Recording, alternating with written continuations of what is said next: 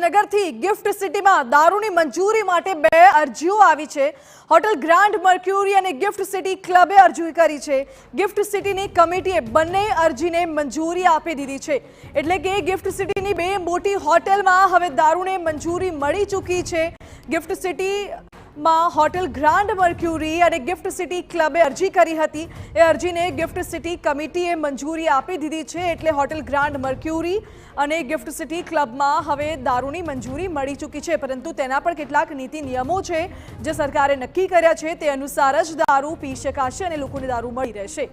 હાલ તો આ મોટી જાણકારી કહી શકાય કે ગિફ્ટ સિટીની અત્યારે સૌથી મોટી ગિફ્ટ સિટી ક્લબ છે તેને મંજૂરી મળી ચૂકી છે અને સાથે જ હોટેલ ગ્રાન્ડ મર્ક્યુરીને પણ મંજૂરી મળી ચૂકી છે। ગિફ્ટ સિટીમાં દારૂની મંજૂરી માટે જે અરજી કરવામાં આવી હતી તેને અગાઉ આ બાબતે અનેક રીતે વાદ વિવાદ પણ થયો હતો, પરંતુ અત્યારે સરકારે કેટલાક નીતિ નિયમો પણ જાહેર કર્યા છે જે અનુસાર મંજૂરી હાલ તો આ બે હોટેલને આપવામાં આવી છે।